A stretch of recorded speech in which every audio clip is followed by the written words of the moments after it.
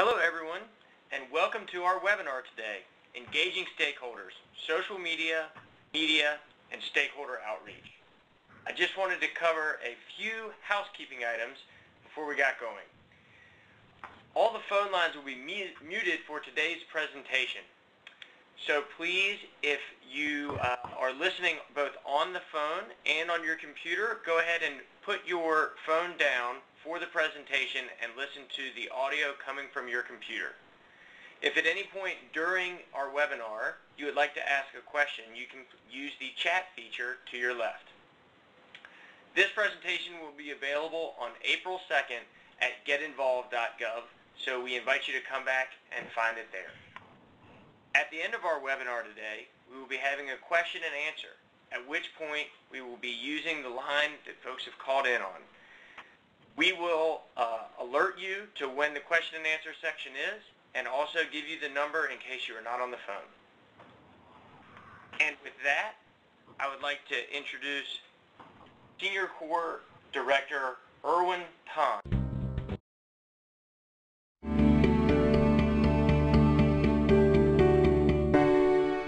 Welcome to our second webinar on the third annual Senior Corps Week. Today's webinar will focus on traditional media, social media, and how to engage stakeholders. So we'll be taking you on a tour through the ever-changing world of social media to include such important forms of communication such as Facebook, Twitter, and YouTube. And we'll talk about important forms of traditional media as well. We'll be providing you with tools and tips developed here at CNCS that will help you as you reach out to your local media outlets. We'll also be talking about how to engage with local politicians in a way that's safe and within the law. Finally, we'll be talking about ideas from the field that were implemented in last year's Senior Corps Week. This is really exciting, and we'll be hearing about road-tested ideas, and I think we're all going to learn a lot from all these examples. All right, great. Thank you. And with that, I would like to introduce our working team. From the Office of Senior Corps, Jan Newsom, Program Officer. From the Office of External Affairs, Jackie Aker, Director of Marketing. The Office of External Affairs, Ann Bensel, Public Affairs Specialist. From the Office of External Affairs, Kate Enos, Deputy Press Secretary. From the Office of External Affairs, Samantha Warfield, Acting Press Secretary and Social Media Expert. From the Office of Government Relations, Rebecca Claster, Deputy Director. From the Office of General Counsel, John Greenhow, Associate General Counsel. And from August Jackson, I'm Ned Irons and the moderator. And with that, I would like to introduce Jan Newsom. Good afternoon. Today you'll hear from two of your colleagues who were tremendously successful in engaging stakeholders last year. You will also hear from some of my colleagues here at CNCS headquarters about engaging elected leaders and traditional and online media. And lastly, we will provide some time to hear your questions and hopefully provide some answers for you. Now let's get started. Penny Fox, our Senior Companion Director from Iowa, will tell you about how she secured a visit from her senator last year. Penny? Thank you.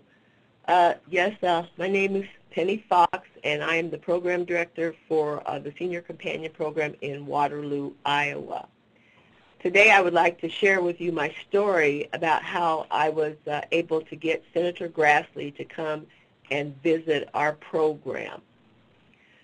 Last year during Senior Corps Week, the corporation encouraged their projects to get in touch with their legislators and representatives and senators and let them know about the value of our programs. So I decided that I was going to try to get in touch with Senator Grassley. The first thing that I did was I went online to the Senate calendar to find out when he was going to be in the state of Iowa. And it just so happened that he was going to be in Iowa during Senior Corps Week. So then what I did next was I contacted his local office here in Waterloo. I do not know some of his staffers here in Waterloo because they have come to some of our recognitions before. So I contacted them. And every congressman and woman has an office in Washington and also in his home and state district. After I contacted her, she gave me the information that she said that I needed to get in touch with Senator Grassley's Iowa scheduler. And her name was Emily, so she gave me Emily's email address. So I got in touch with Emily, and I told her that I would like to get Senator Grassley to come to Iowa, to Waterloo actually, and visit our program. She said that she couldn't promise that she could get him to come to Waterloo, but she said she could probably arrange a phone conversation with him if I would like that. And so I said, sure, that would be fine. So she set up the phone conversation, and she called me back, and she gave me a date. And so she said, you know, I've got a date on Monday, June the 6th at such and such a time, and then I could speak with Senator Grassley. During the time before when this was all going on, I worked with the RSVP director here in Waterloo, and I was sharing with her what I had arranged, and so she wanted to know could she be in on the phone conversation, and so I said sure. And so I got back in touch with Emily to make sure it was okay, and she said it was fine. So they arranged the phone conversation for us. We had 15 minutes to talk to Senator Grassley, and then he came on, and he had two of his staffers were on with him. Basically, I just educated him about the Senior Companion Program. I let him know how many senior companions were here in Waterloo, how many clients we were serving, what we did for our clients. You know, I just basically told him about the value of our programs, how valuable our programs were to his constituents here in this area. And so he sat and he listened, and very attentive. And then when the conversation was over, he said, is there anything I can do for you? And I replied, yes, there is. I said, I would like to invite you to come to Waterloo so that you could visit a senior companion and a client in their private home. And he said he would be happy to do that. He lives in a town about 20 minutes from Waterloo. He said if you could arrange it with my scheduler, I'd be happy to drive to Waterloo. And so that was the end of the conversation. So then I got back in touch with his scheduler, Emily, and I told her, you know, what the senator had said. I told her that the conversation went well and what he had said. And so I asked her, you know, I would like to set up an appointment to have him come. You know, I told her when Senior Corps Week was, and I gave her the dates. And then she said, due to the changing nature of the senator's schedule, she was not able to set up his Iowa schedule more than a month in advance. But she said she would get back to me about a month ahead of the event. And so I said, you know, I thanked her very much for setting it up. And then so I just, you know, I had to just wait as time went by. I was waiting for the time to get here. I hadn't heard from her during that period of time. But anyway, and also during that period of time, the Iowa caucus was going on and the straw poll was going on. And so I thought, you know, how we're always trying to get in-service speakers. I thought when I heard about the straw poll, I read it in the newspaper, I arranged to have the lady who knew about the straw poll to come to one of our senior companion in-services. And when she was there at the in-service, I just happened to mention to her that I had been working with Senator Grassley's office, and I was hoping to set up an appointment when he could come to Waterloo and visit our program. And she said, well, you know, she said, I know, she said, I could, basically, she said, I'd be glad to shake his tree. Or in other words, you know, she knew somebody that knew somebody. So about a week after that, she must have done it, because a week later I got a call from Emily, and Emily said that she would be glad to set up an appointment and have Senator Grassley come to Waterloo. And so after we set up a date and a time, I got in touch with, I work for Hawkeye Community College, and they have a media department, and so I got in touch with the head of the media department, and she arranged appointment with the media, with the TV and with the radio and with the newspaper and all of that. So she, you know, we were lucky to have her do that for us. Before Senator Grassley came, I selected a senior companion and a client for him to visit. And I really wanted to make sure that I was able to have Senator Grassley, the senior companion, and the client spend some quality time together before the media got involved, because sometimes that can be distracting. So I was able to arrange that, and it just so happened, I really didn't know it, but it just so happened that when Senator Grassley came, they were both from the clients and Senator Grassley were both from the same hometown, and they got to talking, and, you know, they knew some people in common, and it just really just all fell into place. On the day of the visit, Senator, when the conversation was all over, and they, you know, I felt like they really bonded and stuff.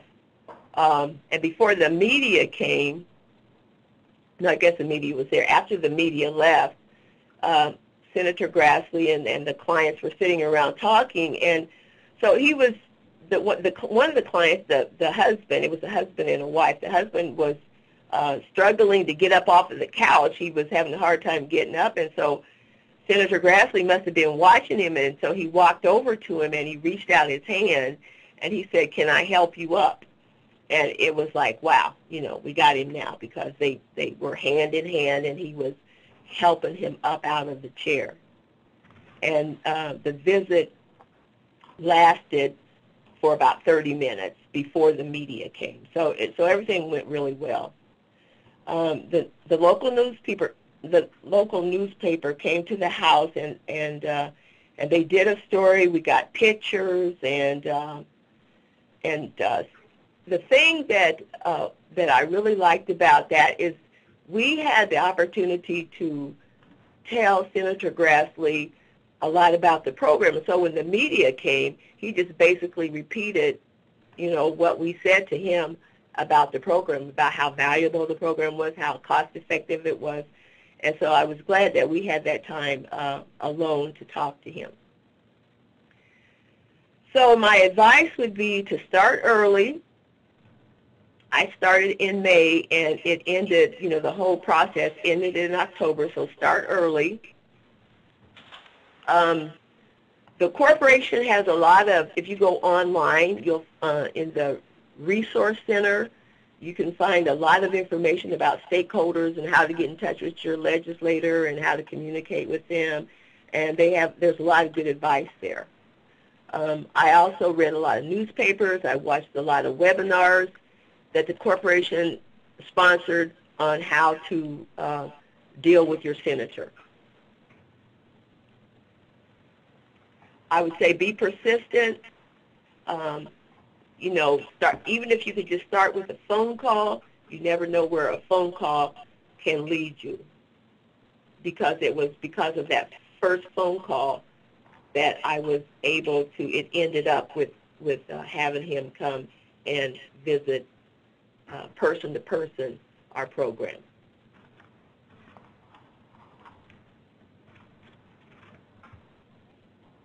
Thank you so much, Penny, for sharing your advice.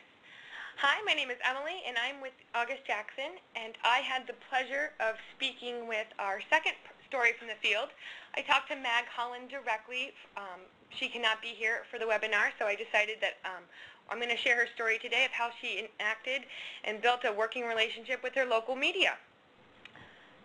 Senior Corps Week is a great time to alert the local media of the impact that your volunteers are making at home and in the community. Mag told me she got the idea by taking a workshop at a corporation-sponsored conference talking about engaging local media. In the workshop, there was a panel of local journalists who gave some advice.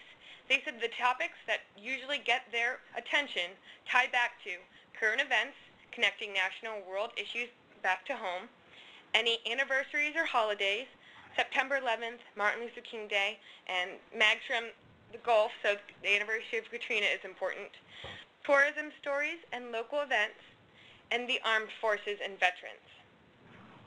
It's really easy to get to know the media. You just have to get to know the people that work in the stations. Mag saw a reporter doing a report live in the field and decided to go up to her after she was done. Mag told her some of the things that Senior Corps volunteers were doing in their local community. The reporter had never heard of Senior Corps or RSVP, and she told the reporter about the impact they were having, and the reporter said she would love to do a program on it. Making a real personal connection is key. There are so many reporters out there, you just have to go up to one of them and tell them your story. We have volunteers doing such great things, someone's got to tell somebody. Since establishing relationships with the local media, they sometimes reach out back to Mag and ask, do you have anything going on? They're eager to report about Senior Corps, because sometimes there are lulls in the news day, and they know that with Senior Corps, there's always a story. Mag always invites the media to attend any events. The best way to do so is send an email to the local news station. Every local news station lists the producers and their contact information. If you send an email to the producer, they can figure out which reporter should cover your specific story. Producers will act as a conduit between you and the journalists. Some of the great stories that Mag was able to have featured in Harrison County are the Handyman Brigade, volunteers that use their time and skills to repair and improve the homes of veterans, seniors, and the disabled. They featured a story about the program they do for a Christmas gift drive for foster children. The media helped tell the story, but also helped gather more donations by spreading the news. Senior Corps collected toys for over 350 foster children that year. And then, once, the media heard of someone who needed a wheelchair ramp installed, and they knew just who to call. They called up RSVP to do the work. So the relationship with the media can work both ways. Mag's got some really great tips about working with the local media. She suggests that you contact them now to give time to get you on your agenda for Senior Corps Week. Tell them how the volunteers are serving in your communities.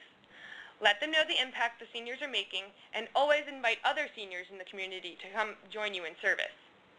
If your programs keep up with local events and needs in your community, the media will be more likely to feature your story. Local radio stations give free airtime each month as a service project. Contact them, especially if they have talk shows.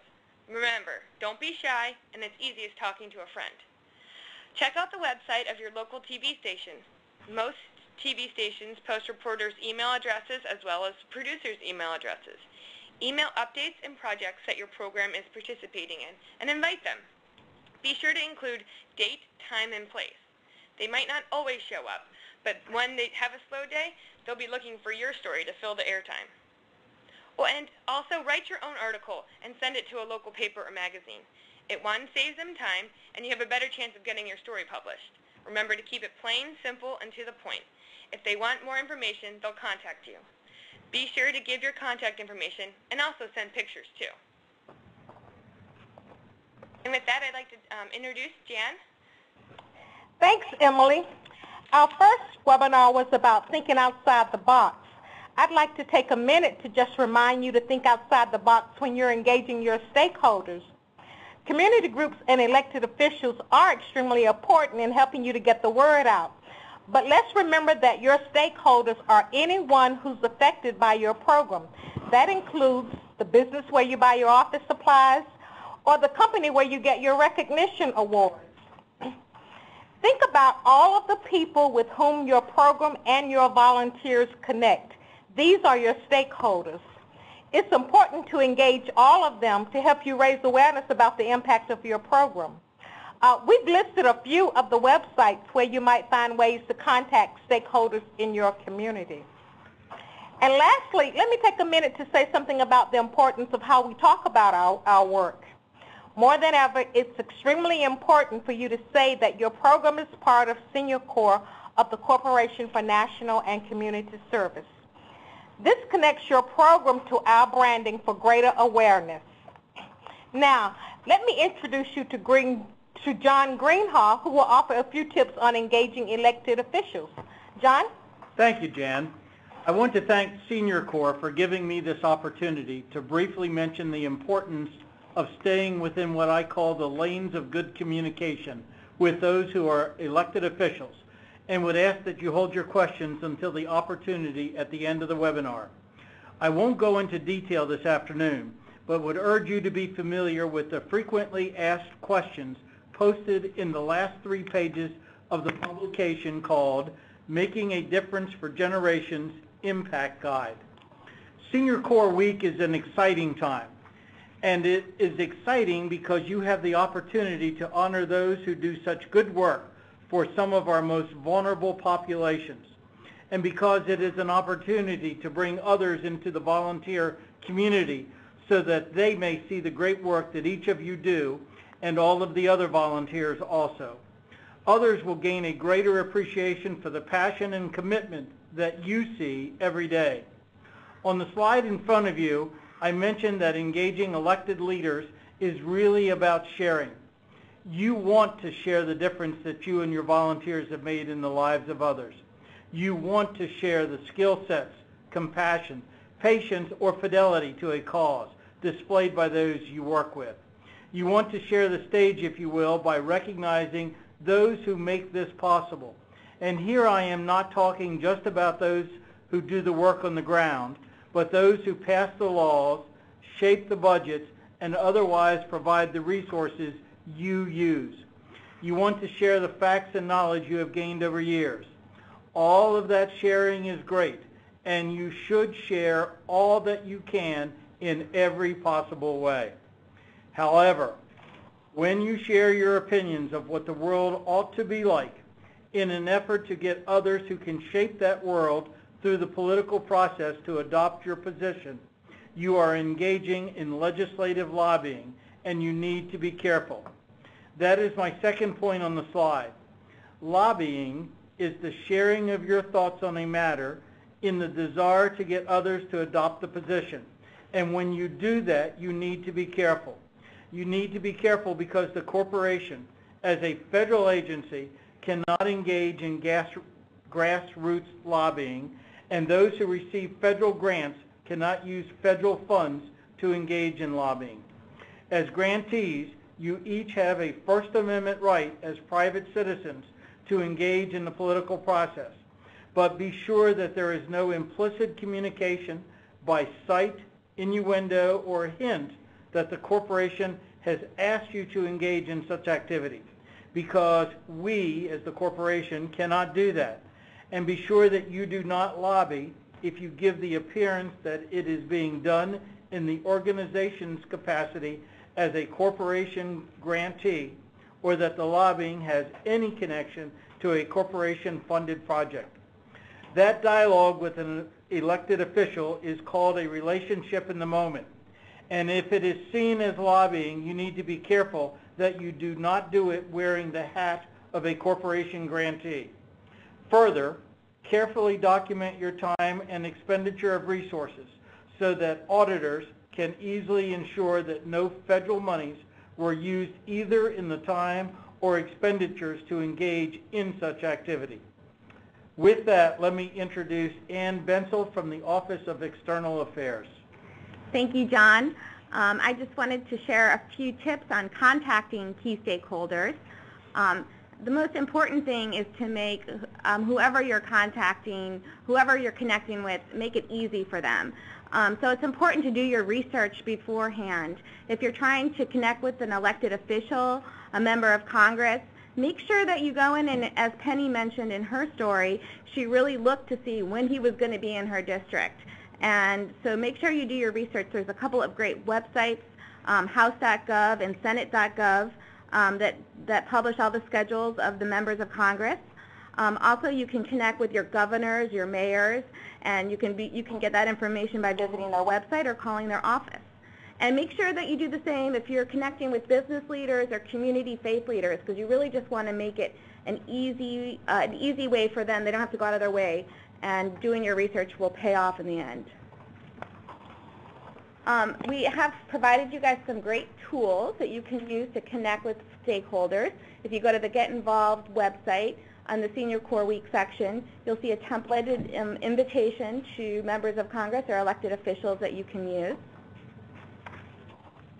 And then some of the ideas that you can do is you could ask your stakeholder to serve as a Senior Corps volunteer for a day, so they can actually go to a program and volunteer for an hour or so. They can attend a site visit, just as Penny invited Senator Grassley to do. And you could also ask an elected official to recognize one of your volunteers. You could recognize them through the President's Volunteer Service Award or another award, and they could speak at the program event. We have also, I just wanted to remind you, again, the Impact Guide has some step-by-step instructions on how to invite, plan, and get your event scheduled with stakeholders. And I would like to now turn it over to Kate Enos, our Deputy Press Secretary. Hi everyone, and thanks for joining us today. I'm going to touch on traditional media and how we make it a great Senior Corps Week. Reaching out to journalists lets you alert them ahead of time about Senior Corps Week and the events you have planned. Some of those media outlets include newspapers, magazines, online news websites, TV, and radio stations. So in my line of work, I kind of do this stuff every day. So I've used some pitches that have really been successful for programs. So for foster grandparents, the whole idea of grandma or grandpa going back to school is a really cool one that you know, a lot of reporters responded to. Senior companions, seniors helping seniors, getting a by with a little help from friends is a great one to use. And RSVP, seniors using their skills to give back. That's a great one to use for RSVP. And then another great theme to work with is veterans. Any program, veterans touches all programs in Senior Corps. So with foster grandparents, many foster grandparents are serving in military base schools, or with senior companions, veterans are serving veterans, or RSVP, we have the Veterans Ramp Builders in Georgia. So that media theme really works well, and reporters really pick up on that. So definitely, I know there are so many veterans serving in our programs, and we're also serving veterans. So definitely point that out to reporters. Some terms to know when you're doing your media outreach. Media list, listing of contacts, local news outlets who you want to cover your story. Those are the reporters you're going to do your outreach with. Media advisory is the details, the who, what, when, where, why of the event. The letter to the editor is, you know, the opinion section where you can write about Senior Corps Week to the editor. And press release, which, you know, is a more detailed version of the who, what, when, where, why of Senior Corps Week in your programs. Steps and tricks to engaging journalists. Plan your event and, you know, make sure you do the outreach with plenty of time. Create a targeted media list, reporters who have maybe covered seniors issues before. Craft your key messages, things that you think will really resonate with what your programs are doing and how the media would respond to them well. And authoring letters to the editor and op-eds is your forum. You can write to these editors, and we've seen that a big success in past Senior Corps Weeks. And yeah, just a lot of event planning around Senior Corps Week. So Some tools to help you with traditional media outlets. GetInvolved.gov has sample advisories, press releases, letters to editors, and tips and tricks to working with the media. So I'm now going to turn it over to Samantha Warfield in social media. Hi folks, and thanks for joining us today. We're glad that you're all here to learn a bit about how to tell the world about the great work that you're doing with the Senior Corps program. A little background about social media. We use it as a channel to communicate back and forth between an organization or an entity and the stakeholders within it. It differs from traditional media and other forms of communication in that it's a two-way dialogue.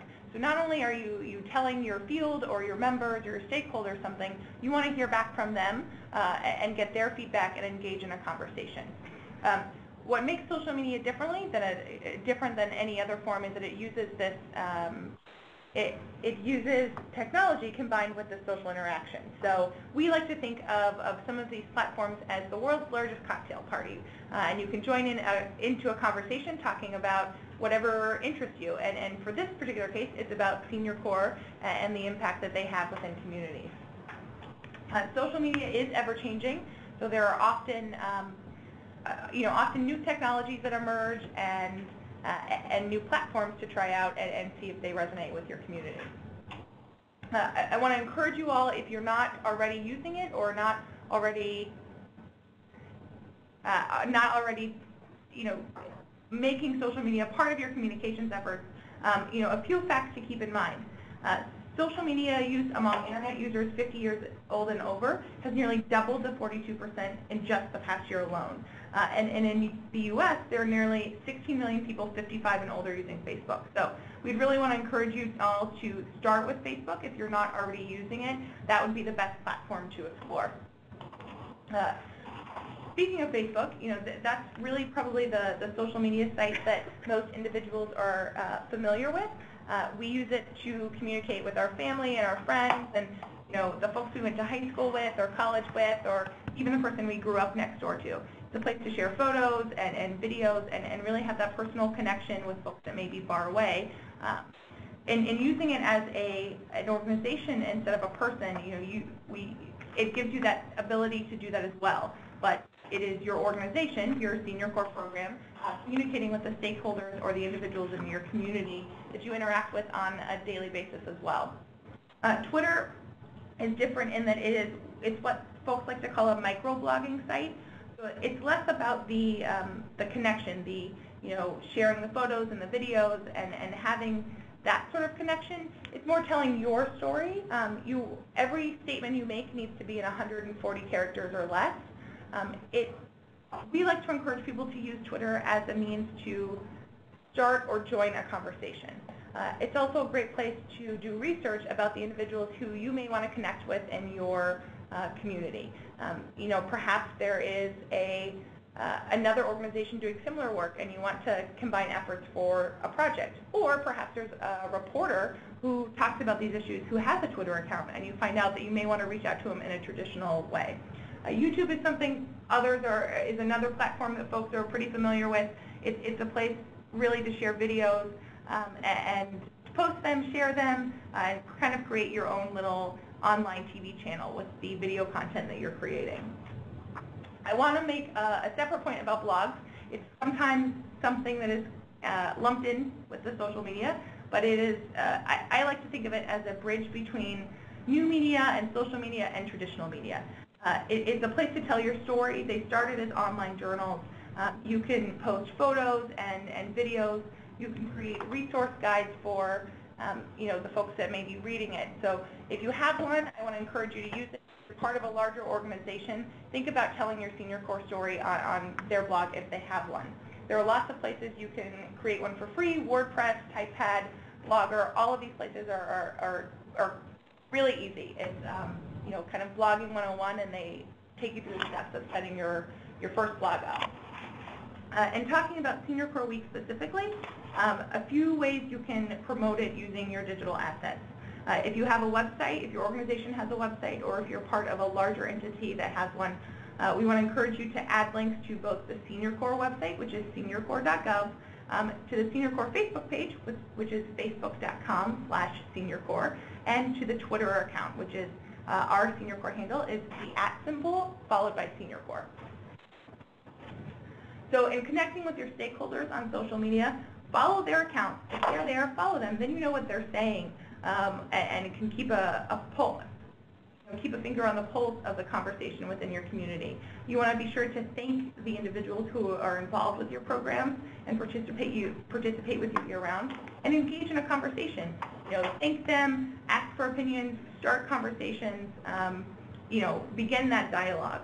It's a great place to link to relevant information if you encounter resources or new research that you think might be interesting to the folks who you engage with. Post it there, and news clips. Anything that's written about your programs, this is a great place to share it. The one thing we want to encourage folks to do is that as you're using social media, the most important factor is that you update frequently and consistently. So maybe you decide that there's somebody in your organization, you can dedicate a certain amount of time to this each week, commit to posting once a day. And then folks will start to realize that you are posting every day and that this is an organization they want to engage with online. A few tips about using any platforms or accounts that you currently have. On your Twitter profile, you can update it to reflect Senior Corps Week. Perhaps you put a specific photo or avatar there. You can include a link to your program's website and customize it so that it reflects the Senior Corps Week that you will be celebrating.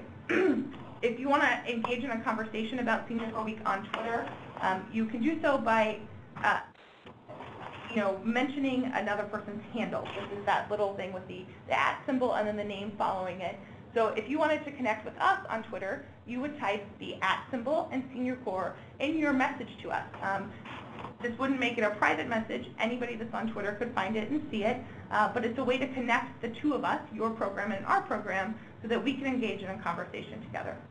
If by chance you want to just join a larger Senior Corps Week conversation on Twitter, you'd use what is called a hashtag, and that's the #.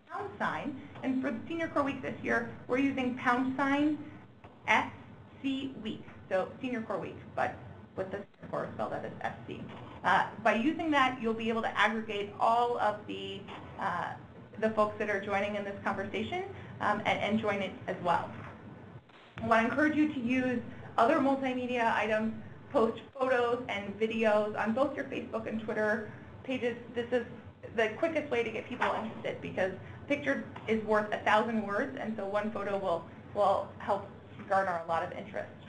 If you don't have any of these accounts but are looking to set one up, take a look at the Making a Difference for Generations Senior Corps Week Impact Guide. There are more detailed instructions about how you can set these up yourself there. And again, we're available for questions anytime. Our contact information will be available at the end of this presentation, and feel free to reach out to us.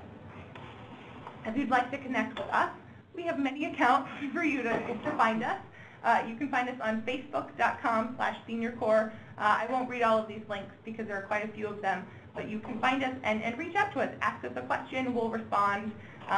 Tell us what you're doing. Share the news stories of your program. If you get a story in the newspaper or you take a great photo, let us know this way. It's a great way to engage with us and shoot us a note and we'll get you back.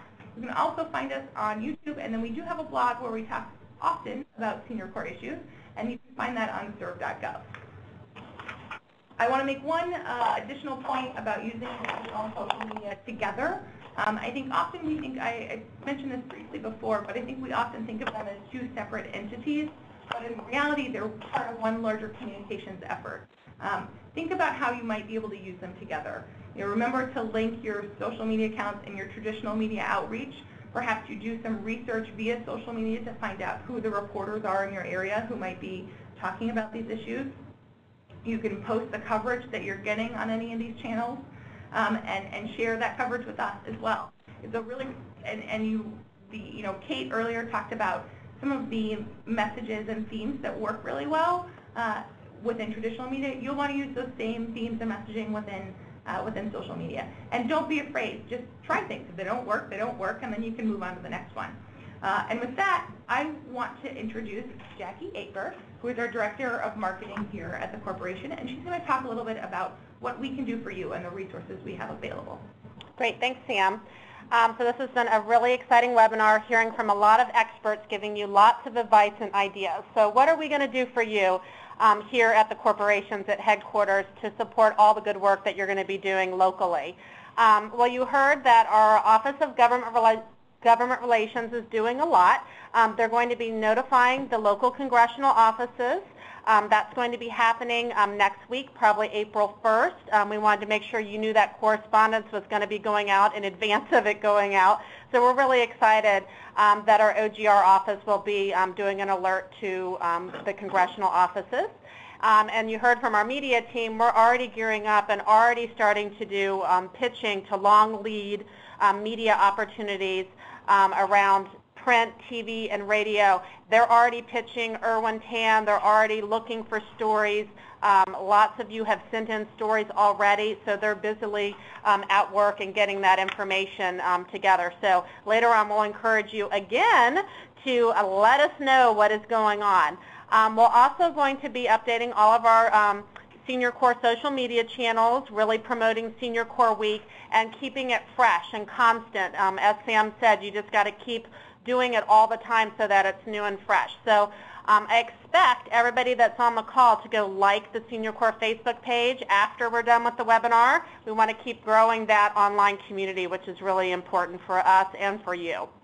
As you heard, we have lots of online resources, so I really hope that you're utilizing them, especially our state profiles. They're really a great resource for you. And in the final webinar on April 11th, we'll really be diving in more to that data and that information and how you can use it to show the impact of your local good work. And as I said, we want to hear from you. We want to know what's going on. We want those wonderful nuggets. As Kate said, they want these personal stories. They want what you're doing locally.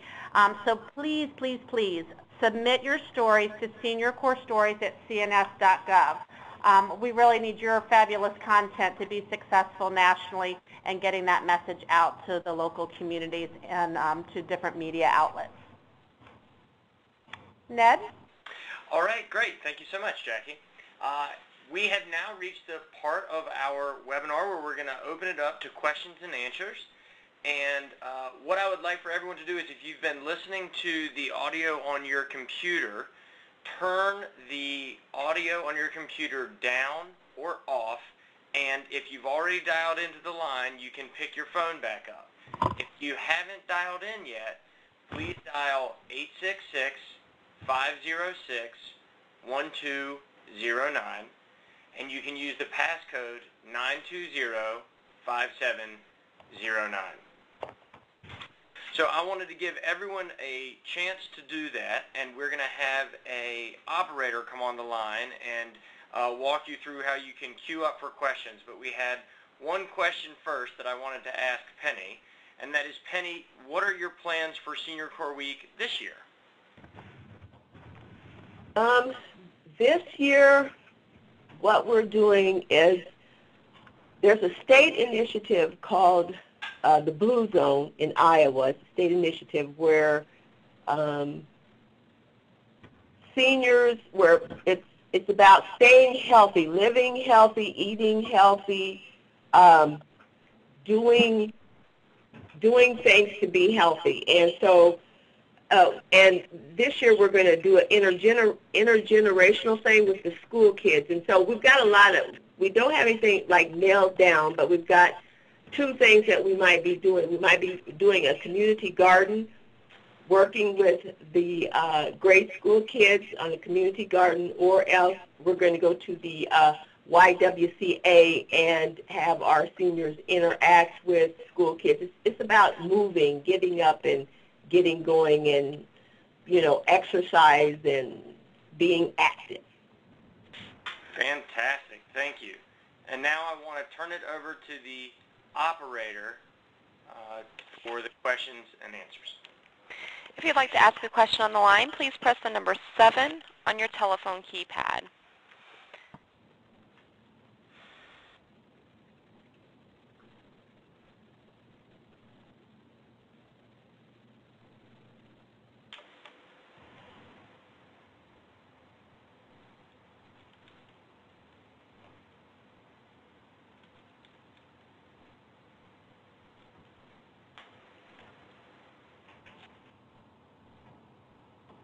Again, if you'd like to ask a question, please press the number 7 on your telephone keypad. So we have a question that was typed into the chat box. Regarding social media, I get how to use Facebook, but I wonder what kinds of things you all find to post once or twice a day. Any examples you could share? And I think that that would be for Sam and the other folks at the corporation. That's a fantastic question. You know, in order to post consistently, it's kind of a combination of preparing things in advance and posting stuff as it comes up. You know, sometimes if you can find a half an hour once a week to plan what you might want to say that week. And they don't have to be long-winded responses. They can be as, or statements, they can be as simple as, hey, did you know Senior Corps is doing this in your community? Or encourage folks to share a photo. Or, you know, ask a question, post a thoughtful or inspirational quote. These are all things that resonate really well. You want a diverse sampling of content. But we find that if, you know, you can sit down for a few minutes once a week, draft a couple of things to have ready, and then when new things pop up, you're able to share them. Great. Thank you, Sam. Have we had anyone ask a question on the phone yet? There are no questions in the queue at this time. Again, if you do have a question, please press the number 7 on your telephone keypad.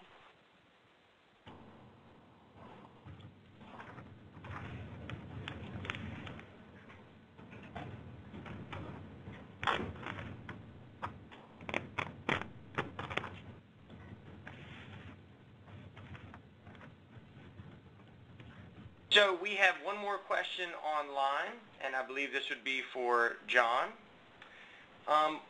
We are curious about some more examples of the difference between lobbying and education. Could you give us some examples of the clear delineation between the two? Yes, and that's an excellent question because it has to do with what can look similar to an observer, but actually the nuance makes all the difference. Try to keep, and these are examples of things which are permitted. If you stick to facts when you share, if you talk about the number of people who participated in a project, the number of hours that was worked on in a project, if you keep it in that vein, that's okay. If you honor people, you invite the senator to your event and you honor them and thank them and you bring up volunteers and make awards, that's okay. That's not necessarily fact-based, but it is putting the spotlight on the good work that the Senior Corps volunteers have done. That's all okay. When you politicize, and by that I mean you start talking about how you need their help in changing a program, there being the elected officials, and that you hope that the money's not cut back in the following year's budget, or you've heard things that put, you think, Senior Corps at risk, that's where you need to draw the line and step back and say these are attempts at lobbying this elected official because you want them to see your side of an argument, a position, and come over to it, to adopt it as their own. And that's where you need to be careful. And sometimes the difference between laying out a factual discussion that could lead to insight by an elected official is okay, but providing your opinion to try to cut through the facts and get them to your position would not be okay. Obviously, when we're talking about the nuance of conversations, the shorter it is, the tendency is the better it is. The more people that are there publicly and you're talking about them as opposed to your feelings, the better it is. But let me refer you, because there's 100 different scenarios, you know, limited by as much as your imagination can hold. If you look at the frequently asked questions in the back of the impact guide, I think it's pages 37 to 40, they actually have different examples of what's permissible and what's not permissible. Like holding political events at a project is not permissible. Wearing your Senior Corps pin or shirt with a logo on it while you're attempting to talk to elected officials about your fear for the future would not be permissible. It is only when you're doing a celebratory event honoring volunteers would that be okay. Does that help, Ned? That's great. Thank you so much. Yes. So we have a couple of more questions. A few folks have been asking about the presentation from today.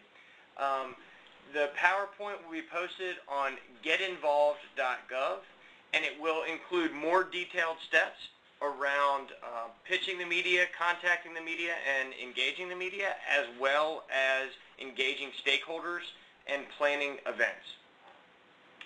So we also had one more question that was media specific, and that is, what are the themes that the folks at the corporation are using this year when they're talking to the press about Senior Corps Week? That's a great question. So, you know, some of the stuff we're doing here, I don't know if you guys are all familiar, but we have that health benefits report that seems to really reel in reporters how older volunteers experience health benefits while they, if they volunteer. So, you know, lower rates of depression, gets them more engaged and active in the communities. That's at our website, nationalservice.gov. You can find that report. And that's been a sure way to, you know, you can pitch that to health reporters. You can pitch that to, you know, you can pitch that. It's a really broad pitch you can pitch to many reporters. And you can also pull your volunteers in, ask them, have you been, you know, while volunteering, have you experienced health benefits? Has your doctor said, you know, this has just done wonders for you? I think, you know, that's a really compelling story. Another one, like I said before in the last slide, is veterans. Especially Senior Corps has a really valuable asset in having World War II veterans. There's not many left, and you know, we need to tell their stories, and we've just found some amazing stories of Navajo code talkers, Rosie the Riveter, who's a foster grandparent, the Montford Marines, the first African-American Marine Corps senior companion, and we also have a POW who's in World War II who is a RSVP volunteer. So those things the media loves and eats up, and you know, those are things that you should definitely be pitching. One other thing too is there's been a lot of buzz about sort of the second act of one's career. A lot of people are retiring and looking to give back in their on-course careers, and they use their skills, whether if they were in, you know, say if they were a carpenter, well, they'll help, you know, carpentry in an RSVP program, you know, or say if they had like marketing skills, they do marketing with nonprofits, or, you know, that sort of thing. So they bring this special expertise and set of skills that really help when they give back. So this sort of idea of encore career, that's a really big topic right now. So those are three big themes that would really work well locally as well as they are nationally. Great. Thank you for that. So we have one more question, and this is about social media, and it is whether or not it is okay to announce my events on Twitter and or Facebook. That is a great way to talk about your events. Facebook actually has you know, an application where you can create events and use it as an invite. A lot of people are familiar with things like Evite, but Facebook allows you to do that as well and connect to your community that way. We really, really encourage everyone to, and don't just mention it once, mention it many times, because just because you posted it once doesn't mean everybody within your network saw it that first time. So that's a wonderful question, and we really, really encourage folks to do that. Great. Sam, thank you so much for that. All right. I want to thank everyone for participating in our webinar today. I hope it was useful and informative. Again, we just want to remind everyone that they can go to getinvolved.gov for the toolkit materials and a recording of this webinar. And again, please join us on Facebook at facebook.com/SeniorCorps and invite your community stakeholders to join us too. I also want to invite everyone to join us in 2 weeks' time on April 11th at 3 p.m. where we will talk about how we can use research to demonstrate your impact. That's going to be a jam-packed webinar full of information about how you can utilize lots of different research tools and make sure that you are telling your story in the best way possible. And that will do it for today. Thank you so much for joining us, and we will see you in 2 weeks.